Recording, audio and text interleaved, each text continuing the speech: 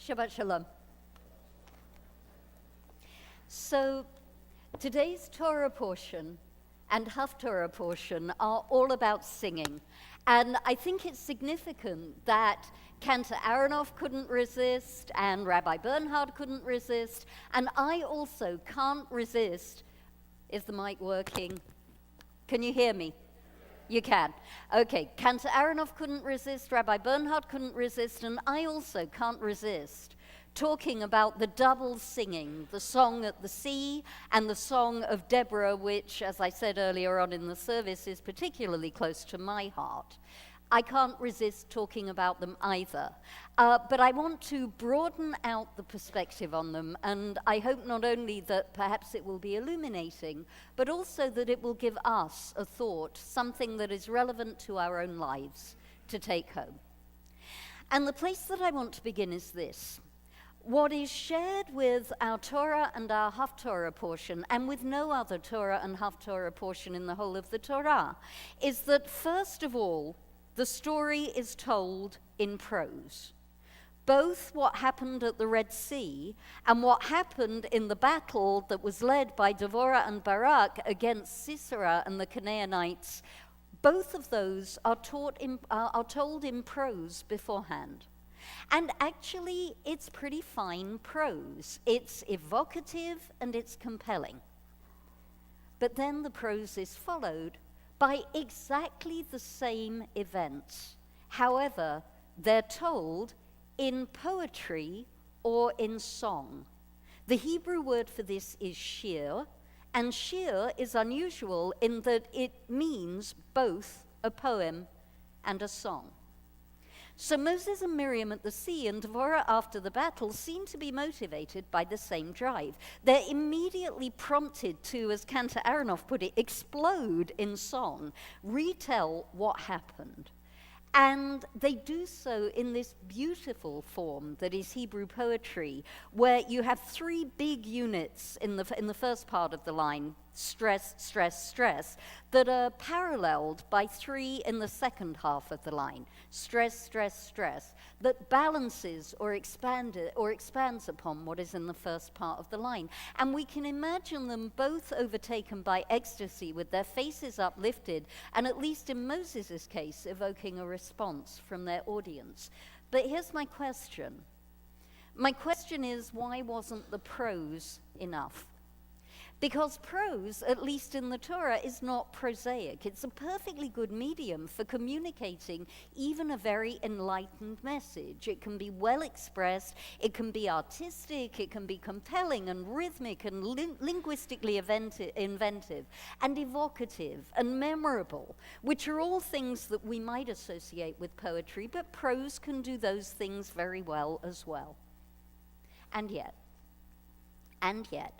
we sense somewhere in the deeper reaches of our soul that those things are very different. Poetry and prose are not the same, and I believe that we receive them differently as well.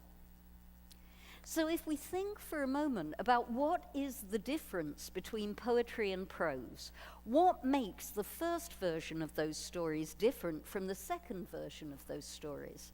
Well, we might be able to come up with a list. We might say the poetry is more concentrated than prose. We might say that it makes proportionately greater use of rhythm and imagery. We might say that it looks different on the page. Like the Torah, we might say that poetry is surrounded by the fire of its white spaces. Oops, that was a metaphor, which is something else that we might associate with poetry. And yet I suggest that the difference between poetry and prose is something that really can't be set out in a list. It's just a sense that we have. It's just something we grasp that says that poetry is something more. It's more. So we can ask again, what is it that prompted Moses and Deborah and Miriam? What is it that made them want to represent what had just happened in a way that is something more, in a way that is special? And why is that important? And as I said at the beginning, third question, how is it relevant to us? And I believe that the answer to those questions lies in the fact that the word shir in Hebrew has, as I mentioned, two translations. It means poem and it means song. And I would like to consider both the Song of the Sea and the Song of Deborah first as a poem and then separately as a song to see if that can lead us to an answer to why it is, what it is that transported Moses and Miriam and Deborah. So let me take the idea of poem first, and I'm going to cheat. I'm going to explain what a poem is by using a poem. I didn't know this one before until I started researching this sermon, and it's going to sit as one of my top 10 poems. It's by the modern poet Archibald MacLeish, and it's called Ars Poetica, which is Latin for the art of poetry. And I just want you to listen to what he's got to say. A poem should be palpable and mute as a globed fruit, dumb as old medallions to the thumb, silent as the sleeve-worn stone of casement ledges where the moss has grown. A poem should be wordless as a flight of birds. A poem should be motionless in time as the moon climbs, leaving as the moon releases twig by twig the night-entangled trees, leaving as the moon behind the winter leaves memory by memory the mind. A poem should be motionless in time as the moon climbs. A poem should be equal to, not true. For all the history of grief, an empty doorway and a maple leaf. For love, the leaning grasses, and two lights above the sea. A poem should not mean, but be. So when Moses and Deborah choose to convey their triumph in a poem, I think that's exactly what they're doing. They're choosing not to mean, but to be. They're stripping a peak experience down to its most memorable moments and prioritizing those moments over all other details, just the way that Archibald MacLeish explains. Grief is an empty doorway and a maple leaf. For Moses, victory is equal to horses and riders sinking like stones in the tumult of the deep. And for Deborah, it's equal to the stars in their courses in the sky, fighting against Sisera. That is what victory is equal to. That is not what victory means, but their poems convey what victory is. That's the first thing, not mean, but be. The second thing is that poetry is in a constant dialogue with silence. Between Moses and Deborah's words, they leave spaces for our imaginations to populate. The Torah and the format of Deborah's song do the same thing with the poetry. They set it out in a way that gives us a white trail between the black letters. And we populate that trail with our own images.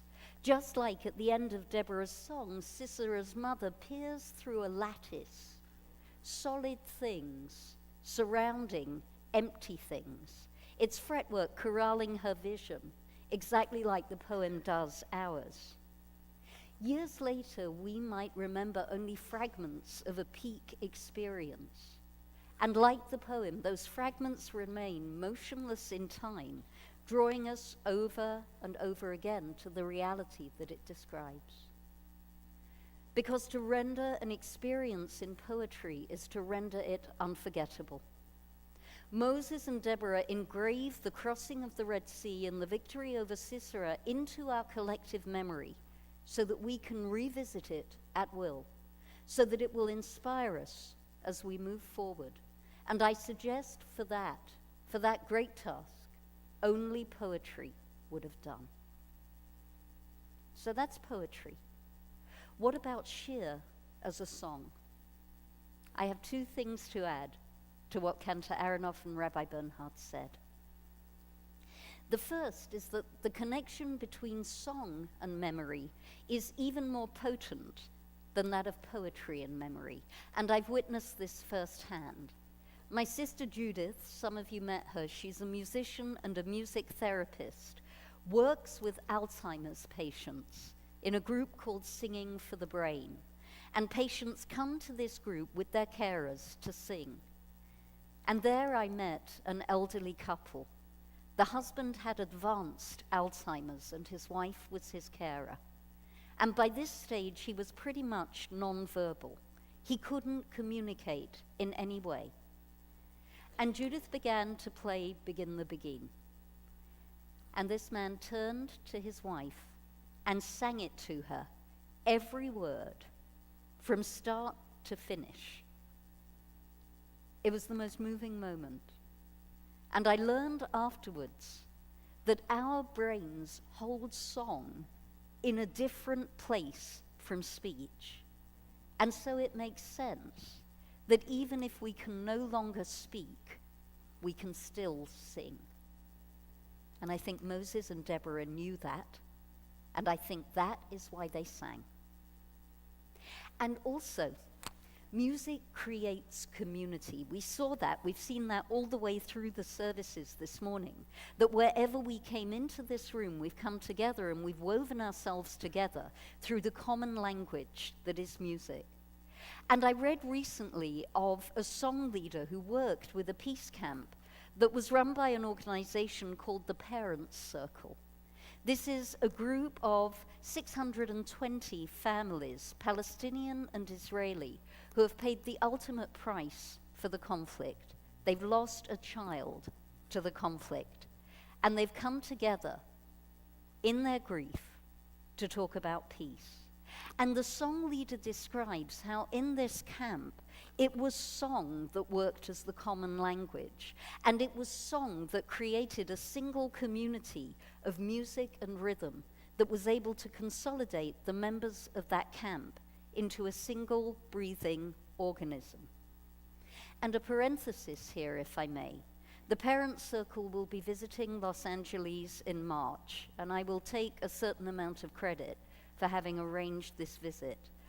There will be publicity, but after Shabbat, mark your calendars, the 30th of March, they will be visiting this part of the valley. And I urge you to come, and I promise that to hear them is as unforgettable an experience as the two songs that we read this morning.